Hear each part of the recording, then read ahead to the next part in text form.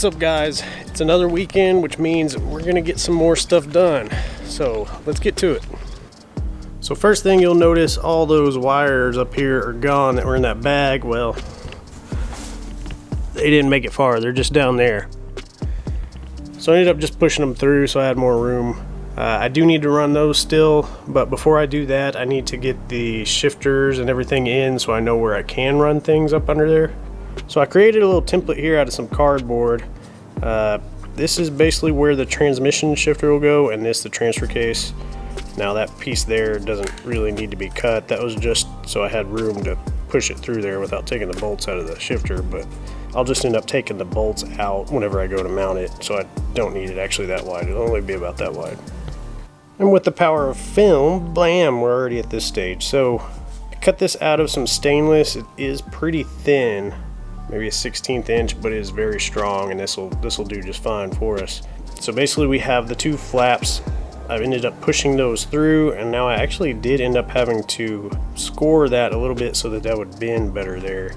There'll be more that gets cut off on the sides and the bottom, but right now I'm just focusing on how this fits together.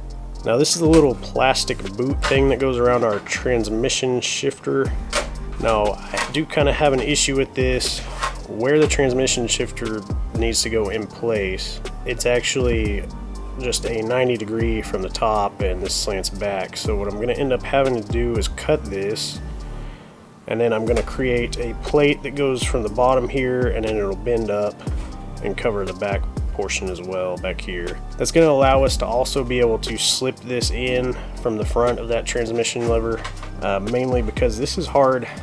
It being molded is hard to get this on. You kind of have to maneuver it up and over and stuff, and then if I do that and attach this prior to putting the whole thing in the Humvee, well, then the hole has to be very large to get this through.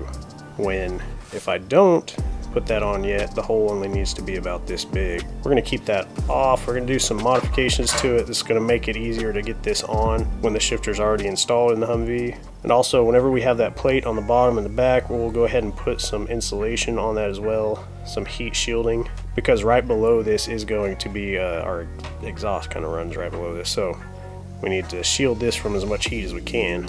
Anyway, I'm going to get to drawing a line here and cutting that back portion out, fitting some stuff out. I need to drill some holes. Our little transfer case shift lever here, I need to take out these bolts on the bottom here so that this fits down in our hole. So I'm going to get to doing that. Well, I guess I just got on a roll making stuff and forgot to film a lot of this. So I created this little plate for the bottom portion. I ended up just cutting this out of the same material that I cut the flat plate on, and then just bent a 90 in it. Got the holes drilled out there. Each time I drilled a hole, I'd put the shifter back in so I can make sure the next hole was lined. So inside the Humvee here, the hole for the transmission shifter, we're going to need to cut it a little bit back further, back this way, and then we're going to also need to cut it that way some too. Now, I recommend putting tape down whenever you cut this. It kind of helps protect and has a little bit better cut line on it than if you don't. That also allows you to go ahead and draw out where you need to cut. It's a lot easier to see where you draw on that tape than it is going to be on that black Raptor liner. You'll also notice I did get in my heater vent hose there. It's a silicone vent hose, so hopefully it stays a little bit better than the old plastic one that started to crack and everything.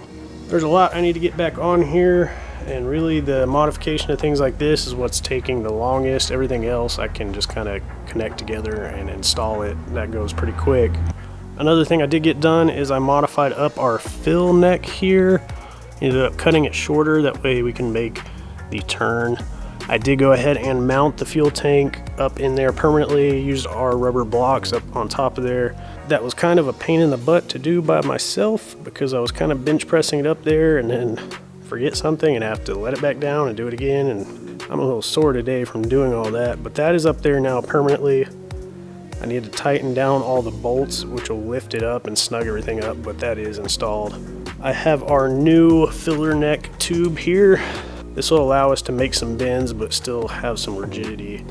Alright, it's the next weekend. Happy 4th of July, everyone. Let me recap on what I've gotten done during the week and then what we got going on now.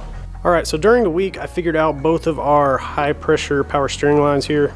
Now I was trying to use the high pressure line from the new engine in order to screw into here, but I was having issues with it actually screwing in. I ended up finding out that my input here was an 11/16 thread, so a standard thread, but the lines on this side were all metric. Eventually, after trying out a few things and going to a store that actually makes these lines, so I ended up figuring out that it was an M16 to an 11/16 on the old engine's power steering line. Now I'm guessing that ended up happening because they went from the 6.2 to the 6.5 in that, and maybe about that time they needed to go metric for the engine, and this is still standard up here. I'm not real sure because on our other high pressure line here, all I needed to do here was actually lengthen this high pressure line because of our body lift. I still use the hardware off of the hose. This is just a lengthened hose, and it is now connected up. It's the right length and tightened down there. So if you're having any issues with your new engine threading in, you may check to make sure that they're all metric, or if there's a standard in there, just don't cross thread your fitting there. So the good thing is about this type of hose, these are replaceable. You can unscrew these and basically screw in another piece of hose, tighten everything back down. So we now have those hoses on here and tightened. Now my next thing is going to be to go ahead and hook back up our brake lines and everything, and then we'll need to flush that also. I am also going to figure out how I want to do the return lines. Now I have a return line off of here, and I have a return line off of our steering box down there. And one of these, or both, I want to go ahead and run through our power steering cooler over here. I haven't figured out if I'm going to run both in there or just one of them, and which one if I'm just doing one. We do actually have two return lines on the engine power steering pump on the back, so we're good with that part. If we do decide to just link one into there and then the other one go through the cooler and back.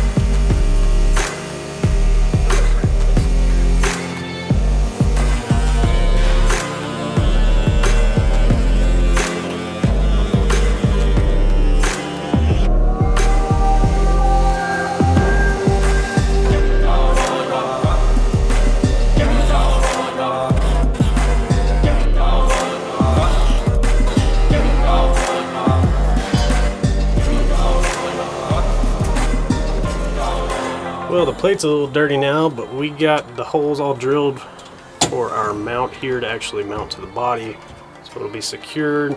After that, I need to go ahead and actually clean this back up, and then I'll put the little gasket underneath it, tighten that down. Then we should be able to start adding our shifters to it.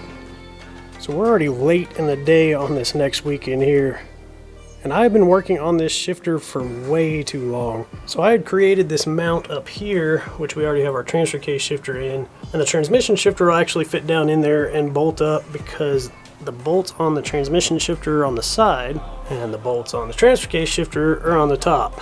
This plate basically has little tabs that go down here in order to bolt through that to the side of our transmission shifter. And then I had designed the housing to go around the tabs on the outsides, but then I ran into issues that I don't have enough room on the sides here in order to get the bolts in place. So a second design I had was to create a kind of a neoprene rubber boot here to go around the whole thing. Well, even that didn't work because that wouldn't fit in right or be able to bolt in place around it. So now I am on version 3 or 4, I can't even keep count now. On this version I actually went ahead and cut the top off here where it bolted in place on the shifter itself. That's where the little tab comes down and bolts in place now. I went ahead and drilled out holes on either side, and then there's a hole up top here. Those mount onto the housing. It'll be underneath the tabs, so I don't actually have to worry about mounting this at the same time I'm mounting the shifter in place. So I'll go ahead and mount the shifter in place and mount it on those tabs, and then this will come up from underneath, slide in place, and then hopefully that will slide up underneath and bolt in place as well, and then everything should be good to go. Haha, finally done with both these shifters, and they're mounted in place. They're good. So she runs through all the gears just fine, into park and all the way into, it's kind of difficult going from left to right all the way into first. We'll keep her in neutral right now. And the transfer case is hooked up as well. Now let me crawl underneath and see if I can actually show y'all a little bit of what I did under there. It may be a little bit too close up, but we'll give it a shot. Alright, I got a few lights up here just to try to light everything up for the video here. So this weird looking thing here is actually the bottom of our transmission shifter.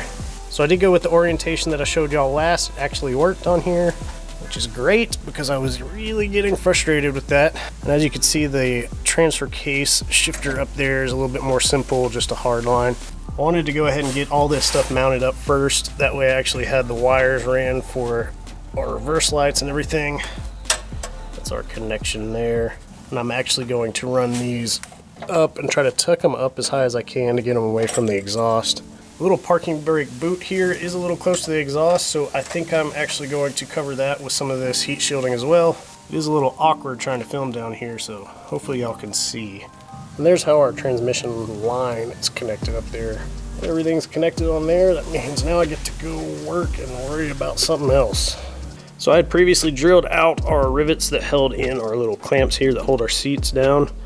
Went ahead and painted those up and then re-riveted those in place, so now all the seats now are latched down tight. Alright, before I close this out, I gotta show y'all something that I've been working on while I was procrastinating with the shifter. Now some of y'all like it, some of y'all probably hate it, but let me know what y'all think.